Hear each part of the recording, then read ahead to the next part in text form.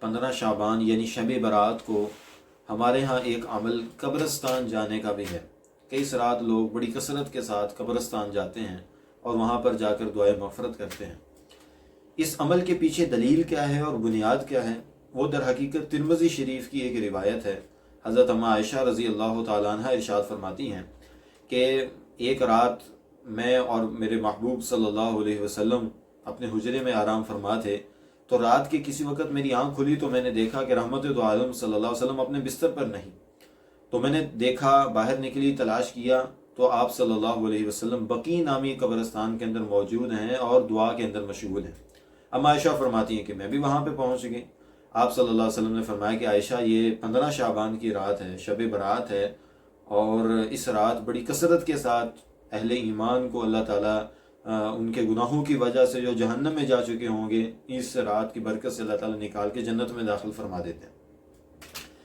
اس حدیث مبارکہ سے پتہ چلتا ہے کہ اس رات قبرستان جانا چاہیے، لیکن اس قبرستان جانے کے عمل کی کیا حیثیت ہے، تو اس حدیث مبارکہ کو سامنے رکھ کر تھوڑا سا اس میں غور فرمائیے۔ اس حدیث مبارکہ سے تو پتہ چلتا ہے کہ آپ علیہ السلام اس رات قبرستان گئے، لیکن کیا آپ صلی اللہ علیہ وسلم ہر 15 شعبان کی رات کو قبرستان جاتے تھے؟ یہ بات کسی حدیث مبارکہ میں موجود نہیں۔ اس حدیث مبارکہ کے علاوہ 15 شعبان سے متعلق جتنی بھی احادیث ذخیرہ احادیث میں ہیں، ان میں کہیں یہ بات معلوم ثابت نہیں کہ آپ صلی اللہ علیہ وسلم ہر 15 شعبان کی رات ضرور قبرستان جاتے تھے، یا صحابہ کرام نے بھی اس کو اپنا ایک لازمی عمل بنا لیا ہو، ایسا نہیں ہے۔ اس سے پتہ چلتا ہے کہ 15 شعبان کی رات کو قبرستان جایا جا سکتا ہے، سنت سمجھتے ہوئے جائیں گے تو اجر و ثواب ملے گا، لیکن اس کو ضروری نہیں کہا جا سکتا کہ ضرور جانا چاہیے، کہ اس کے بغیر شب برات کی فضیلت ہی ہمیں حاصل نہیں ہوگی، ایسا نہیں۔ اگر آپ نہیں جا سکتے تو گھر میں رہتے ہوئے بھی عبادات کر کے آپ شب برات کے فضائل کو اور اس کی برکات کو حاصل کر سکتے ہیں۔ اگر جانا چاہیں تو سنت سمجھتے ہوئے آپ جا بھی سکتے ہیں۔ آپ صلی اللہ علیہ وسلم بھی اپنی زندگی میں کبھی گئے اور کبھی نہیں گئے۔ اس حدیث مبارکہ سے پتہ چلتا ہے کہ آپ گئے، اور باقی کسی سے حدیث مبارکہ سے یہ بات معلوم نہیں کہ آپ علیہ السلام کا یہ مستقل عمل رہا ہو، اور نہ ہی آپ کے بعد صحابہ کرام کی زندگی سے اس کی کوئی مثال ملتی ہے کہ ہر 15 شعبان کو صحابہ کرام بڑے اہتمام کے ساتھ جاتے ہوں، ایسا نہیں۔ اس سے پتہ چلتا ہے کہ جایا بھی جا سکتا ہے، سنت سمجھتے ہوئے جا بھی سکتے ہیں۔ اگر نہیں بھی کوئی جا سکتا تو گھر میں رہتے ہوئے بھی عبادات کر کے وہ اس رات کے فضائل کو حاصل کر سکتا ہے، اس کی برکات کو حاصل کر سکتا ہے۔ گھر میں رہتے ہوئے بھی مرحومین کے لیے دعائے مغفرت کی جا سکتی ہے۔ اور دوسری بات یہ بھی حدیث مبارکہ سے معلوم ہوئی کہ آپ صلی اللہ علیہ وسلم تنہا گئے۔ اماں عائشہ رضی اللہ تعالیٰ عنہ ساتھ اسی وقت حجرے میں موجود تھیں، تو اگر جانا ضروری ہوتا تو آپ علیہ السلام تنہا نہ جاتے، بلکہ اماں عائشہ کو ساتھ لے جاتے کہ عائشہ اس رات کی فضیلت کو حاصل کرنے کے لیے قبرستان جانا ضروری ہے، چل اٹھ میرے ساتھ۔ لیکن آپ ساتھ نہیں لے کے گئے، تنہا گئے۔ اس سے پتہ چلتا ہے کہ یہ ضروری عمل نہیں تھا، اور اماں عائشہ رضی اللہ تعالیٰ عنہ بعد میں وہاں پر آپ علیہ السلام کی تلاش کرتے ہوئے پہنچی۔ تو اس سے پتہ چلتا ہے کہ جو جانا چاہے وہ جا بھی سکتا ہے، جو نہیں جانا چاہتا وہ نہ جائے۔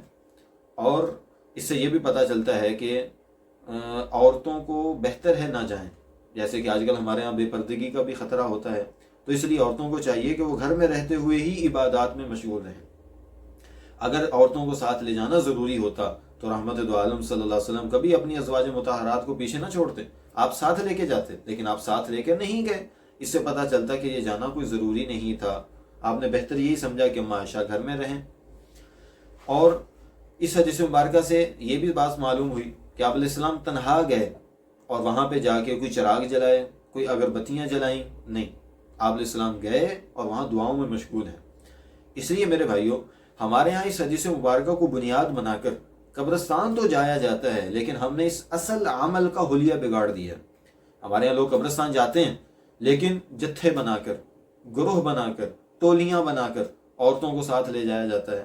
پھر کیا ہوتا ہے، مرد و عورت کا آپس میں اختلاط ہوتا ہے، بے پردگی ہوتی ہے، پھر وہاں پہ جا کر بھی باتیں کرتے ہوئے جائیں گے، باتیں کرتے ہوئے آئیں گے، اور وہاں پر جا کر بھی کوئی اگربتیاں جلا رہا ہے، کوئی چراغ جلا رہا ہے۔ تو بھئی جو عمل آپ صلی اللہ علیہ وسلم سے ہم نے لیا اور جس انداز سے لیا، اسی انداز سے اس کو جاری رکھنا چاہیے۔ آپ علیہ السلام گئے لیکن اس کو ضروری نہیں سمجھا، تنہا گئے، جتھوں کی شکل میں، گروہوں کی شکل میں نہیں گئے، وہاں پہ جا کے آپ صلی اللہ علیہ وسلم دعاؤں میں مشغول رہے۔ تو چنانچہ سنت سمجھتے ہوئے آپ قبرستان جا سکتے ہیں، جانا چاہیے۔ نہیں جا سکتے تو گھر میں رہتے ہوئے بھی عبادات کی جا سکتی ہیں۔ زندگی میں کبھی کسی شب برات کو چلے گئے، کبھی نہ گئے، کیونکہ دونوں چیزیں آپ صلی اللہ علیہ وسلم کی زندگی سے معلوم ہیں۔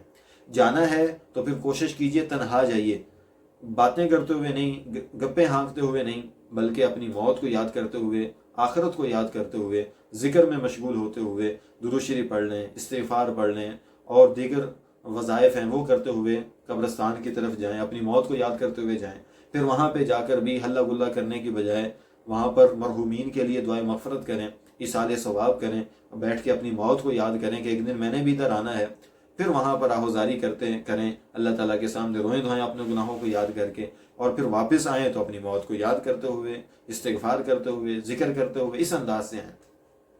اور اس کو ضروری سمجھنا، پھر جتھوں کی شکل میں جانا، باتیں کرتے ہوئے جانا، پھر عورتوں کو ساتھ لے کے جانا، تو خدارہ ان چیزوں سے ہم بچنے کی کوشش کریں۔ جو عمل آپ صلی اللہ علیہ وسلم کی زندگی سے ہمیں ملا ہے اسی انداز سے اس عمل کو کریں گے تو اس کی برکات ہمیں حاصل ہوں گی۔ اللہ تعالیٰ مجھے آپ کو توفیق عمل عطا فرمائے۔